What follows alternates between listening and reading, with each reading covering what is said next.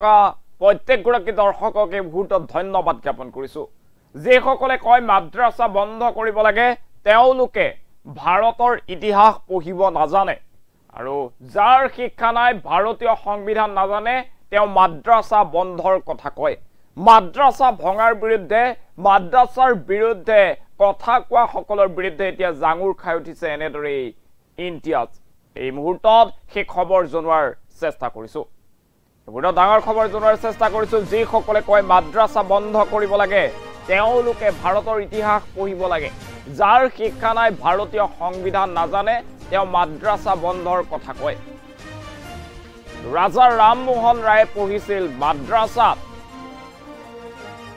মাদ্ৰাছাৰ পৰা ভাৰতৰ স্বাধীনতা আন্দোলনত যোগ দিছিল বহুতো লোকে হাফিজ ইলিয়াছ আনসাৰীৰ এই ডাঙৰ মন্তব্য মুহূৰ্তত ডাঙৰ খবৰ জনোৱাৰ চেষ্টা কৰিছো এই মুহূৰ্তত এনেদৰে মাদ্ৰাছা ভঙাৰ বিৰুদ্ধে জাঙুৰ খাই উঠিছে এইজন উচ্চ শিক্ষিত মুছলমান যুৱক আৰু তেওঁ কৈছে যিসকলে ভাৰতৰ ইতিহাস নাজানে যিসকলে ভাৰতৰ সংবিধান নাজানে তেওঁলোকে মাদ্ৰাছাৰ বিৰুদ্ধে কথা কয় তেওঁলোকে মাদ্ৰাছা ভঙাৰ কথা কয় ৰাজা ৰামমোহন ৰায়ে পঢ়িছিল মাদ্ৰাছাত ভাৰতৰ স্বাধীনতা আন্দোলনৰ সময়ত মাদ্ৰাছাৰ পৰা বহু লোকে স্বাধীনতা সংগ্ৰাম কৰিছিল মাদ্ৰাছাৰ পৰা গৈ স্বাধীনতা সংগ্ৰাম কৰিছিল বুলি মন্তব্য প্ৰকাশ কৰা হৈছে সমান্তৰালভাৱে ভাৰতীয় সংবিধানত উল্লেখ আছে শিক্ষাৰ ক্ষেত্ৰত কোনো ধৰণৰ বাধা আৰোপ কৰা নাই নিজেই নিজৰ শিক্ষা গ্ৰহণ কৰিব পাৰে যোনে যেনেকৈ বিচাৰে তেনেকৈ এনেদৰে মন্তব্য প্ৰকাশ কৰা দেখিবলৈ পোৱা গৈছে হাফিজ ইলিয়াছ আনসাৰী আৰু ইলিয়াছ আনসাৰীয়ে এই ডাঙৰ মন্তব্য কৰিছে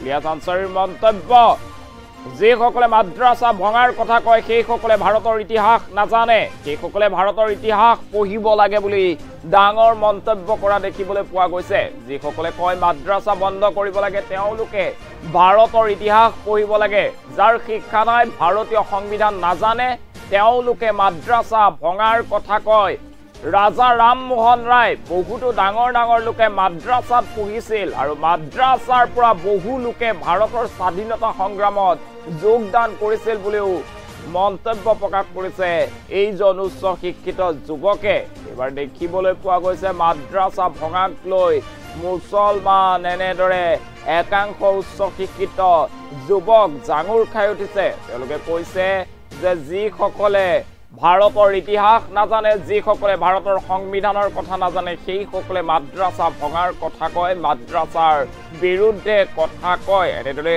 হাফিজ ইলিয়াছ আনসাৰীয়ে এনেদৰে ডাঙৰ মন্তব্য কৰিছে হাফিজ ইলিয়াছ আনসাৰীৰ ডাঙৰ মন্তব্য হাফিজ ইলিয়াছ আনসাৰীয়ে এতিয়া দেখিবলৈ পোৱা গৈছে ডাঙৰ মন্তব্য কৰিছে যিসকলে কয় মাদ্ৰাছা বন্ধ কৰিব লাগে তেওঁলোকে ভাৰতৰ ইতিহাস পঢ়িব লাগে যাৰ শিক্ষা নাই ভাৰতীয় সংবিধান নাজানে তেওঁ মাদ্ৰাছা বন্ধৰ কথা কয় ৰাজা ৰামমোহন ৰায়ে পঢ়িছিল মাদ্ৰাছাত আৰু মাদ্ৰাছাৰ পৰা ভাৰতৰ স্বাধীনতা আন্দোলনত যোগ দিছিল বহু লোকে এনেদৰে মন্তব্য প্ৰকাশ কৰা দেখিবলৈ পোৱা গৈছে এতিয়া এজন উচ্চ শিক্ষিত মুছলমান যুৱকৰ ৰাজ্যৰ চৌপাশে মাদ্ৰাছা ভঙাৰ অভিযান আৰম্ভ কৰা হৈছে চৰকাৰে সকলো মাদ্ৰাছা বন্ধ কৰি তাৰ ঠাইত চৰকাৰী বিদ্যালয় খোলাৰ প্ৰসংগ উল্লেখ কৰিছে আৰু তেনে সময়তে এনেদৰে জাঙুৰ খাই উঠিছে হাফিজ ইলিয়াছ আনসাৰী আৰু হাফিজ ইলিয়াছ আনসাৰীয়ে ডাঙৰ মন্তব্য কৰিছে ভাৰতীয় সংবিধানৰ আৰ্টিকলৰ বিষয়ে নাজানে যিসকল লোকে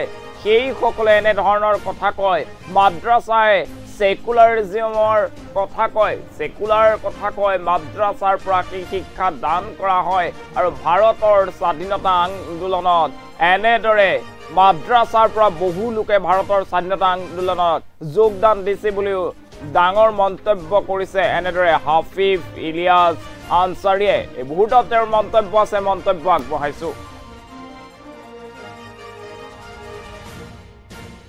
প্ৰায় 50,000 more than 50,000 উলামা সকল শহীদ হৈছিল ৰাজা ৰামমোহন ৰায় কত পঢ়িছিল আলিয়া মাদ্ৰাছাত পঢ়িছিল সেইজন দল সংগঠনৰ নেতা যিজন নেতাই কলে যে ভাৰতবৰ্ষত মাদ্ৰাছা বন্ধ বা আপোনাৰ মাদ্ৰাছা বেন কুৱেশ্যন কৰিলে জনাবজনক সেই সংগঠনৰ নেতাৰ ঘৰৰ ওচৰত অনীতি পলমে এটা কলেজ ইষ্টাব্লিছ কৰিব লাগে আৰু এটা ইতিহাস ডিপাৰ্টমেন্ট খুলিব লাগে যাতে অনীতি পলমে ভাল এজন প্ৰফেসৰৰ দ্বাৰা যাতে ভাৰতৰ ফ্ৰীডম ফাইটাৰ্ছ সকলৰ ইণ্ডিপেন্ডেন্স ভাৰতৰ যে মুভমেন্ট বিলাক আছে যাতে ভালকৈ পঢ়াব পাৰে আৰু মাদ্ৰাছাৰ হিষ্ট্ৰী বিলাক যাতে জানে যে সিহঁতৰ কন্ট্ৰিবিউশন কি আছিল। 1 নম্বৰ কথাটো হল এইজন ব্যক্তিয়ে ভাৰতৰ ইতিহাসৰ বিষয়ে নলেজ নাই। যদি থাকিলেহেঁতেন ৰাজা ৰামমোহন ৰয় কত পঢ়িছিল, আলিয়া মাদ্ৰাসাত পঢ়িছিল কলকাতা, এতিয়া বৰ্তমান আলিয়া ইউনিভাৰ্চিটি হৈ গল। ৰাজা ৰামমোহন ৰয় এটা সোশ্যাল ৰিলিজিয়াছ ৰিফৰ্মাৰ আছিলে। 2 নম্বৰ কথাটো হল আপোনাৰ সিল্ক মুভমেন্ট কি আছিলে, অৰ্থাৎ তেহৰিকে ৰেশমি ৰুমাল। তাৰপিছত খিলাফত মুভমেন্ট কোনে কৰিছিলে, ভাৰত স্বাধীন হোৱাৰ পিছত মৌলানা আবুল কালাম আজাদ ভাৰতবৰ্ষৰ প্ৰথম শিক্ষামন্ত্ৰী আছিলে। কৰ পৰা আহিছিল, উবাইদুল্লাহ সিন্ধি, মাহমুদুল হাসান দেওবন্দী, জামিয়া মিলিয়া ইছলামিয়াতৰ ঘেটেই আছে তাৰ নামত।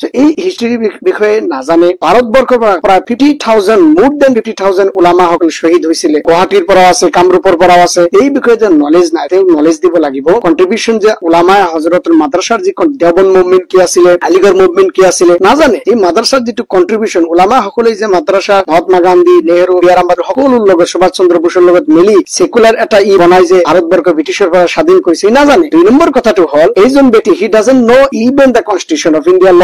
ভাৰতবৰ্ষৰ সংবিধানৰ আৰ্টিকল 25 যে ক্লিয়াৰলি কৈছে যে right to religion freely express, profess, practise, propagate religion. Propagate শব্দৰ অৰ্থ কি, প্ৰফেছৰ শব্দৰ অৰ্থ কি নাজানে। সকলো জাতি ধৰ্ম বৰ্ণৰ নিজৰ মাদ্ৰাসা ইষ্টাব্লিছ কৰিব পাৰে, অনুষ্ঠান ইষ্টাব্লিছ কৰিব পাৰে। আৰ্টিকল 29 আৰু 30 বিষয়ে নাজানে যে ৰিলিজিয়াছ এডুকেশ্যনেল ইনষ্টিটিউচন ইষ্টাব্লিছ কৰিব পাৰে, ৰানিং কৰিব পাৰে। যে এইজন ব্যক্তিয়ে সংবিধানৰ আৰ্টিকল 25, 26, 27, 29, 30 নলেজ নাই। কৈ দিলে যে ভাৰতবৰ্ষৰ মাদ্ৰাসা বেন। তুমি খুলিলি কেনেকৈ? সকলোকে সংগঠন সকলক অনুৰোধ কৰিম, বিশেষকৈ ইয়ং নজোৱান ভাই ভনী সকলক অনুৰোধ কৰিম, ওলামা হজৰতক অনুৰোধ কৰিম, এইসকল ব্যক্তিসকল আহিলে সিহঁতক বহুৱাই একাপ চাহ খুৱাই ভালকৈ এই ইতিহাসৰ নলেজ বিলাক দিব। মই নিজেও মাদ্ৰাসাৰ পৰা পঢ়িছো, আলহামদুলিল্লাহ মই ফখৰ মেহসুস কৰতা হুঁ। মাদ্ৰাসাৰ প্ৰডাক্ট মই হাফিজ পঢ়িছো, মৌলানা পঢ়িছো, মক্তবতো পঢ়িছো, মাদ্ৰাসাত পঢ়িছো, পিছত BLLB পঢ়িছো, LLM পঢ়িছো, লণ্ডনৰ বেৰিষ্টাৰ। কথাটো হল এনেকুৱা, সেইকাৰণে আমি অলপ ইতিহাসৰ নলেজ থাকিব লাগে। গভৰ্ণমেণ্টে এই নজোৱান ভাই ভনী সকলক যে এনেকৈ কৰি আছে, সিহঁতক অতি সোনকালে শিক্ষাৰ প্ৰয়োজন, ইতিহাসৰ শিক্ষাৰ প্ৰয়োজন। যাতে শিক্ষা নাই, যাৰ কাৰণে নলেজ নাই, ইতিহাসৰ নলেজ নাই, ভাৰতবৰ্ষ কেনেকৈ স্বাধীন কৰিলে নলেজ নাই, মাদ্ৰাসাৰ ইতিহাসৰ নলেজ নাই, যাৰ কাৰণে এনেকুৱা ক'ব পাৰে। ভাৰতবৰ্ষ সংবিধান আৰ্টিকল 29, 30 নলেজ নাই, যাৰ কাৰণে এনেকুৱা ক'ব পাৰে। যদি থাকিলেহেঁতেন, এনেকুৱা নকলেহেঁতেন। ভাৰতবৰ্ষ ক'ত মাদ্ৰাসা বন্ধ, তালুম দেওবন আছে, জামিয়াতুল শেখ আছে, সেইবিলাক অসমতো আছে, জালালিয়া মাদ্ৰাসা আছে, বাসখান্দি মাদ্ৰাসা আছে। সেইগুলো বিষয়ে আমি জানিব লাগিব। ইতিহাস মাদ্ৰাসাৰ কন্ট্ৰিবিউশন যে আছে, প্ৰায় 60,000 উলামায়ে হযৰত শহীদ হৈছে এই দেশৰ কাৰণে। কোনো লগত মিলি এই দেশখন আজাদ কৰি একটা সেকুলার দেশ বনাই থৈ গৈছে। জানিব লাগিব, বুজিব লাগিব, পঢ়িব লাগিব, নপঢ়িলে নহব। সেইকাৰণে কলেজ ইষ্টাব্লিছ কৰি এটা অতি সোনকালে ব্ৰুঞ্জি ডিপাৰ্টমেন্ট এটা খুলিব লাগে। ভাল